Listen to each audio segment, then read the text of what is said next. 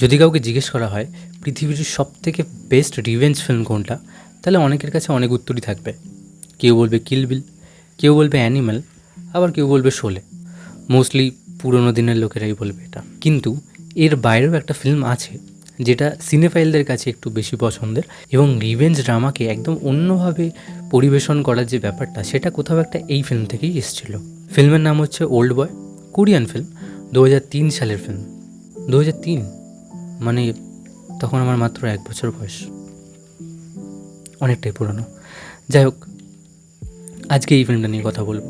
Old বয়ের director হচ্ছে park চ্যানুক, যিনি আরও অনেক ছবি বানিয়েছেন, যেরকম Sympathy for Mister Vengeance, Sympathy for Lady Vengeance, Uprising, Decision to Leave. এর মধ্যে সিম্প্যাথি ফর লেডি ভেঞ্জেন্স এবং সিম্প্যাথি ফর মিস্টার ভেঞ্জেন্স এবং ওল্ড বয়, এটা কিন্তু একটা রিভেঞ্জ ট্রিলজি বলে বা ভেঞ্জেন্স ট্রিলজি বলা হয়। তো এই তিনটে ফিল্ম একই ট্রিলজির মধ্যে পড়ে, যদিও ফিল্মের সাথে কোনো অ্যাজ কানেকশন নেই, একটু আলাদা আলাদা। তো এই যে ফিল্মটা ওল্ড বয়, এটা কি সত্যি পৃথিবীর শ্রেষ্ঠ রিভেঞ্জ ফিল্ম? সব কিছু কি ভালো এর মধ্যে? ওয়েল না, সব কিছু তো অবভিয়াসলি ভালো হয় না কোনো ফিল্মের মধ্যে। এখানেও কিছু পজিটিভ, কিছু নেগেটিভ আছে, সেগুলো নিয়ে ডিসকাস করবো এই ভিডিওতে। প্রথমে পজিটিভ দিয়ে শুরু করি, তারপরে নেগেটিভে যাব। Number 1, editing and cinematography. দেখো, এই ফিল্মটা একটা এডিটিং মাস্টার ক্লাস। সত্যি বলছি, যারা যারা এডিটিং নিয়ে একটু চর্চা করেন, এডিটিং ব্যাপারটাকে পছন্দ করেন, এই ফিল্মটা দুর্দান্ত লাগবে। প্রত্যেকটা শট যেভাবে কাটা হয়েছে, যেভাবে একটা শটের সাথে একটা শট মেলানো হয়েছে, দারুণ, দুর্দান্ত। সাথে সাথে সিনেমাটোগ্রাফি যেভাবে কালার গ্রেডিং করা হয়েছে এবং যা যা করা হয়েছে, যারা একটু ফিল্ম নিয়ে চর্চা করতে ভালোবাসে তাদের খুব ভালো লাগবে এই জিনিসটা। এছাড়া কিছু কিছু সিন আছে যেখানে একজন ক্যারেক্টার, সে প্রেজেন্টে যেরকম আছে, অ্যাট দ্য সেম টাইম সে হঠাৎ করেই সে তার ছোটোবেলায় বা তার পাস্টে ফিরে যাচ্ছে। যেই ট্রানজিশনটা ইউজ করা হয়েছে এডিটিংয়ে, ওটাও খুব ভালো লেগেছে আমার। Second point, action. এটা একটা revenge film, revenge thriller film, তবে অ্যাকশনও আছে এর মধ্যে। তবে খুব যে একটা অ্যাকশন আছে তা নয়, ছোটোখাটো 2-3টেই অ্যাকশন আছে। কিন্তু যেই অ্যাকশনটা সব থেকে পপুলার ইন্টারনেটে, দ্যাট করিডোর ফাইট সিন, ওটা কিন্তু দুর্দান্ত। ইভেন সন্দীপ রেড্ডি ভাঙ্গাও একটা ইন্টারভিউতে বলেছিলেন যে উনি ওল্ড বয় থেকে ইন্সপায়ার হয়েই অ্যানিমেলের ওই করিডোর সিনটা ডিজাইন করেছিলেন।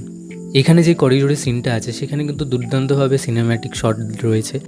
একটা লম্বা করিডোর, সেখান থেকে আমাদের হিরো একদিকে যাচ্ছে ফাইট করতে করতে, দেন আবার আসছে, এসে ফাইট করছে, দেন আবার যাচ্ছে।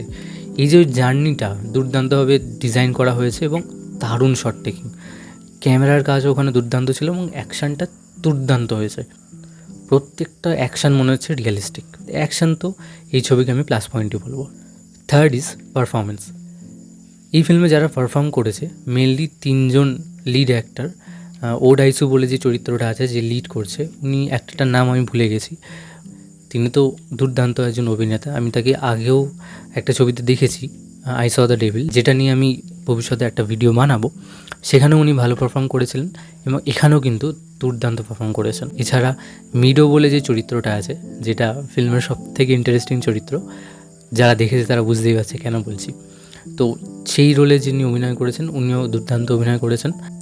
এই দুজনকে বাদ দিয়ে তৃতীয় যেই চরিত্রটি আছে, যেটি ভিলেনের চরিত্র, ওই চরিত্রটা আমার পার্সোনালি খুব ফেভারিট।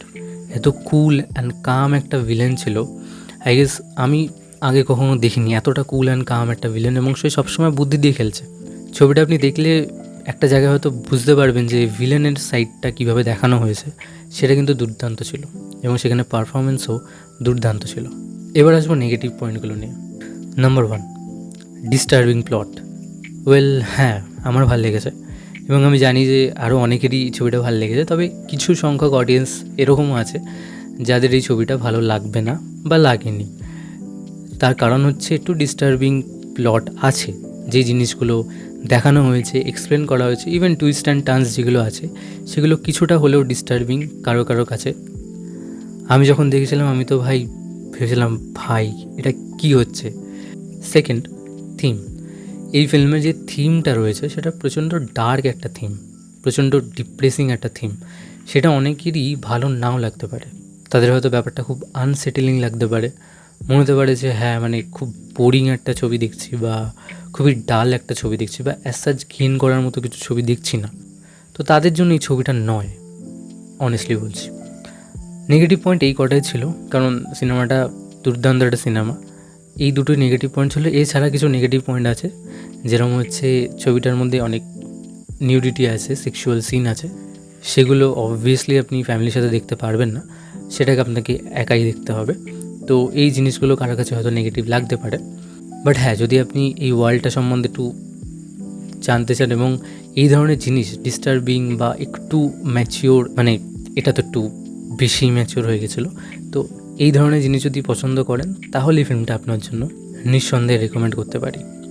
এছাড়া আরেকটা জিনিস বলার আছে, এই ফিল্মটার, ওল্ড বয় ফিল্মটার একটা হিন্দি রিমেকও আছে, আনঅফিসিয়াল। এটা আমি জানতাম না, এটা আমি যেদিন এই ফিল্মটা দেখেছি সেদিনই জানতে পেরেছি, হ্যাঁ এটা একটা অফিসিয়াল রিমেকও আছে, জিন্দা বলে, যেটার মধ্যে লিড চরিত্রে সঞ্জয় দত্ত আর জন ইব্রাহিম আছে। সঞ্জয় দত্ত হিরো করছে এবং জন ইব্রাহিম ভিলেন করছে। তো আমি ওই ফিল্মটাও দেখলাম, মানে যখনই আমি এই ফিল্মটা দেখেছি ওল্ড বয়, সঙ্গে সঙ্গে গিয়ে আমি জিন্দাও দেখলাম, এবং এবং ধারে কাছে তো যায়নি, বরং প্রচণ্ড বাজে করেছে। হ্যাঁ, কিছু কিছু জায়গায় ভালো লাগবে, বাট ওভারঅল ছবিটা প্রচণ্ড ড্রামাটিক এবং ইন্ডিয়ান যেহেতু কনটেক্সটের ওপর করেছে, তাই জন্য ওই ছবিটা মোটেই একটা ভালো ছবি হয়নি। But Old Boy is a masterpiece, you have to watch the film যদি আপনার এই ধরনের থিম, এই ধরনের সেটিং ভালো লেগে থাকে। তো ম্যাচিওর ফিল্ম দেখে নেবেন। এই ফিল্মটা অফিসিয়ালি ডিজনি প্লাস হটস্টারে, জিও হটস্টারে অ্যাভেলেবেল আছে হিন্দি, ইংলিশ, তামিল আর তেলেগুতে। না, অরিজিনাল ল্যাঙ্গুয়েজে নেই, আমিও খোঁজার চেষ্টা করেছি, ওরা একটু অন্য পথে যেতে হবে, ইউ নো দ্যাট। তো আমি সেই পথে যাইনি, আমি লিগালি দেখেছি এবং আমি মোস্টলি ইংলিশ আর হিন্দি দুটো মিক্স করে করে দেখছিলাম। তো হ্যাঁ, ওভারঅল একটা দুর্দান্ত এক্সপিরিয়েন্স ছিল। যারা যারা ফিল্মটা দেখেছেন আপনারা কমেন্টে জানান কেমন লাগলো, আর যারা দেখেননি তারা গিয়ে তাড়াতাড়ি দেখে ফেলুন। এই ভিডিওটা কেমন লাগলো কমেন্টে জানান, আর ভিডিওটা ভালো লাগলে লাইক করুন আর চ্যানেলটাকে সাবস্ক্রাইব করে যাবেন। বাই।